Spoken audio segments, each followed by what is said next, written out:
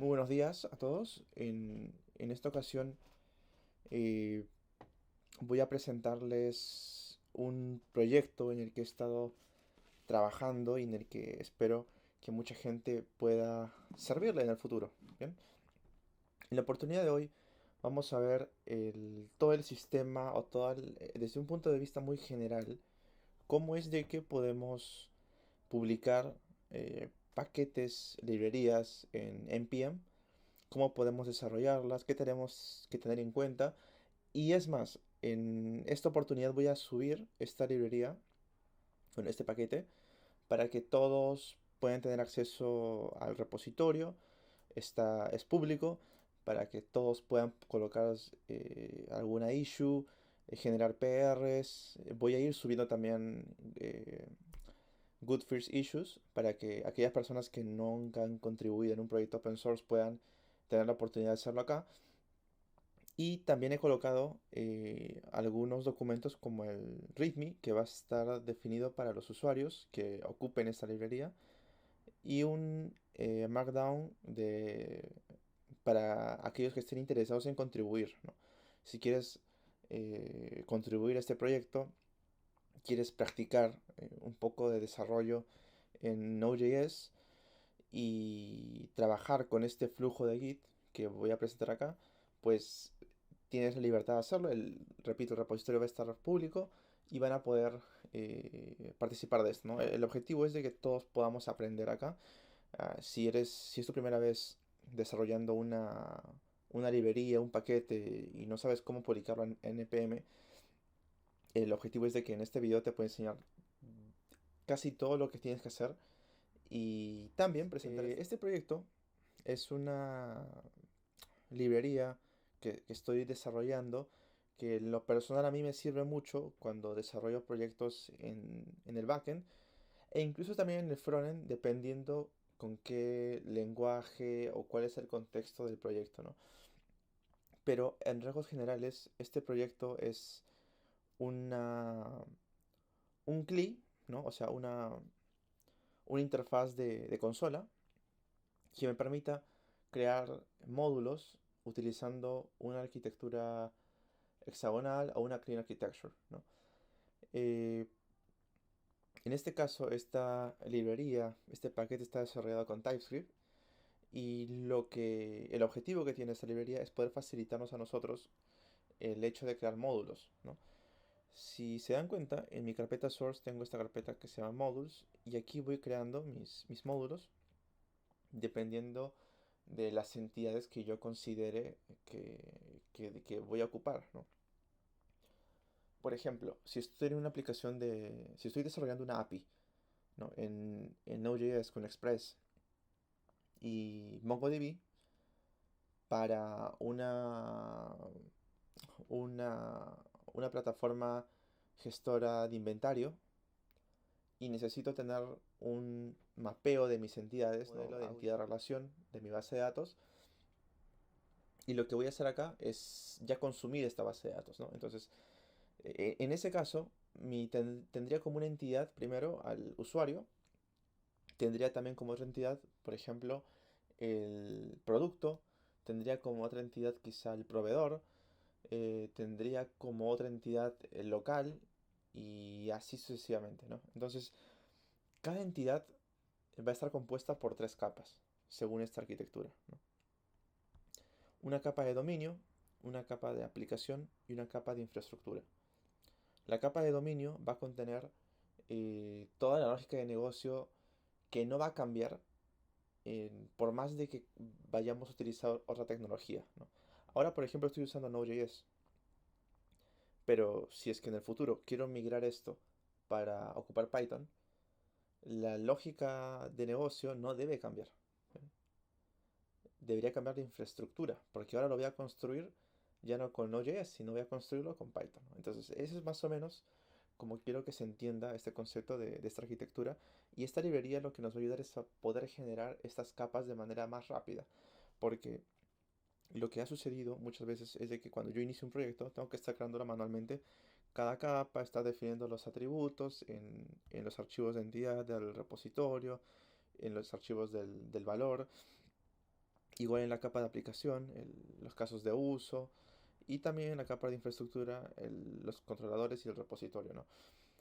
Esta librería que acabo de publicar recién es una primera versión que puede ser utilizada. Yo lo recomiendo, y en la documentación también está, utilizarla solo en fase de desarrollo, para hacer pruebas, para quizá contribuir también a este repositorio. Si tienes alguna idea para mejorarlo, eh, sería bueno que lo publicaras también, ¿no? Haces un fork al repositorio, y luego haces un PR, y cuando se apruebe, el cambio subiría y también estarías agregado al repositorio eh, como un contribuidor, ¿no? Entonces, quiero que se entienda mucho que estas carpetas que tengo aquí van a ser ocupadas de esa forma, ¿ok? Ahora, ¿cuál es la importancia de tener estas capas? Ahorita voy a salir un poco del lado del paquete y vamos a ir al lado de la Clean Architecture, que luego también lo explicaré quizá en otro video más a detalle de por qué el nombre de Clean Architecture, quién fue el que lo creó, qué tan bueno es poder aplicarlo, siempre debemos utilizarlo, no todo eso. En este caso, le repito, va a ser una explicación muy sencilla y muy rápida. Primero tenemos una capa de dominio que va a tener nuestra lógica de negocio. Bien. Yo usualmente lo suelo separar de esta forma. La entidad suele tener los atributos de la entidad, pero en forma de una clase abstracta o interfaz. Bien. En el caso de proyectos en Node.js me gusta separar la entidad, todos los atributos de mi entidad, ¿no? Y, y aquí tiparlo. Bien. Siempre tiene que ser una interfaz o una clase abstracta si estás en otro lenguaje. Y también en esta entidad suelo colocar algunos otros subinterfaces que voy a ocupar en esta lógica de negocio. Por ejemplo, si esa entidad va a utilizar un atributo que va a ser, por ejemplo, payload, y mi payload no va a ser una string, sino va a ser un objeto que va a contener un name, que va a ser un string, va a contener un ID, que va a ser un number. Yo, por ejemplo, esto podría separarlo en otra interfaz, ¿no? Por ejemplo, le puedo llamar acá payload entity, y luego simplemente lo reemplazo acá. Bien. Entonces, luego tenemos un archivo repositorio que lo que va a hacer es guardarme todos los métodos que voy a ocupar en esa entidad. Puedo eliminar un usuario. Entonces todos estos métodos irían en el repositorio. Bien. En value o valor, bueno, en ese archivo yo colocaría ya la implementación de mi entidad, una clase de mi entidad que esté implementando la interfaz que yo definí en entidad, ¿no? En el archivo de entity. En este caso solo usé un archivo que es el caso de uso, que es usualmente el que más uso también. Los casos de uso nos van a servir para poder utilizar diferentes funciones de otras entidades en solo un proceso. ¿Bien? Más o menos así puedo explicarlo. Un caso de uso puede estar compuesto por un repositorio o por más. Bien, por ejemplo, quiero la lista de usuarios y quiero también la lista de locales. Entonces, yo en mi caso de uso tendría que utilizar el repositorio de usuarios y el repositorio de locales. Y ahí listar estas dos peticiones y luego devolverla, ¿no? Entonces, en este caso, la librería solo te va a generar la carpeta de repository. Tú tendrías que crear la carpeta de controllers. Eso, por ejemplo, puede ser una issue si alguno quiere apoyar, repito, al repositorio y sabe cómo implementar esto. Hace clona el repositorio en su local, implementa lo que tenga que implementar, lo sube y cuando se apruebe, pues se subirían los cambios, ¿no? En este caso, el repositorio ya es una materialización del repositorio que vimos en nuestra capa de dominio.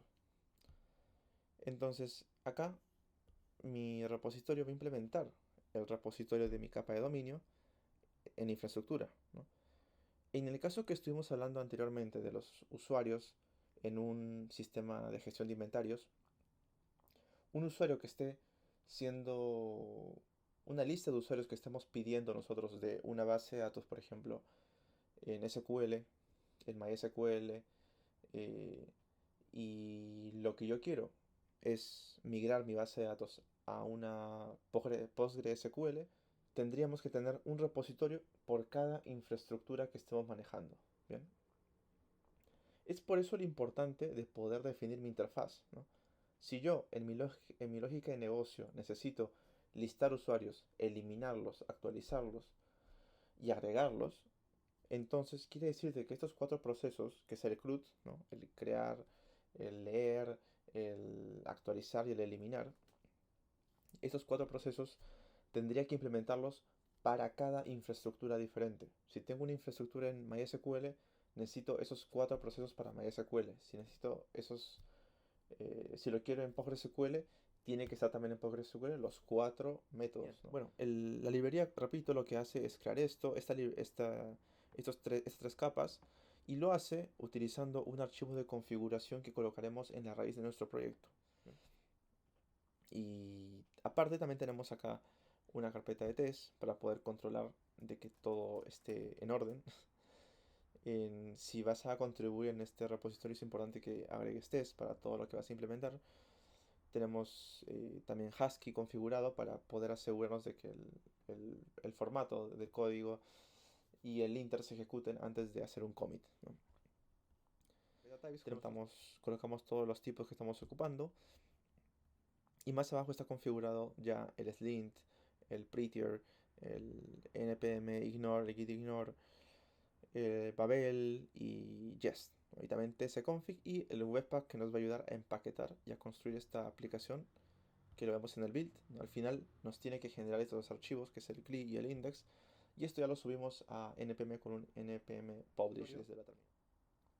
De todos modos, yo también iré subiendo nuevas mejoras, porque al fin y al cabo esta es una herramienta que yo en lo personal ocupo en mis proyectos, que me ayuda mucho a hacer de manera rápida estos módulos. Y obviamente hay muchas ideas o futuras implementaciones que me gustaría hacer, pero por temas de tiempo no se puede, ¿no? Eh, Y bueno, eso es todo por el momento. Voy a adjuntar estos enlaces en la descripción. Si quieren apoyar, repito, al repositorio, van al enlace, van al README para ver cómo usarlo. Y si quieren contribuir, van al archivo de contributing, ¿no? Que es este de acá. Y acá les voy a explicar cómo es que nosotros vamos a poder preparar el setup para poder eh, tener este proyecto localmente, cómo desarrollarlo, cuál es el flujo que utilizamos para desarrollar acá, la sintaxis que utilizamos para las ramas, también en caso de que queremos testear el CLI, en caso de que queremos hacer commits, cuál es la convención que estamos ocupando, ¿no? Y también qué tener en cuenta cuando queramos hacer un PR, ¿no? Es muy importante. Y bueno, eso es todo por el momento. Repito, si quieren contribuir, vayan al enlace y está de manera pública. Y espero que este proyecto les sirva para seguir practicando a desarrollar, que les sirva también para...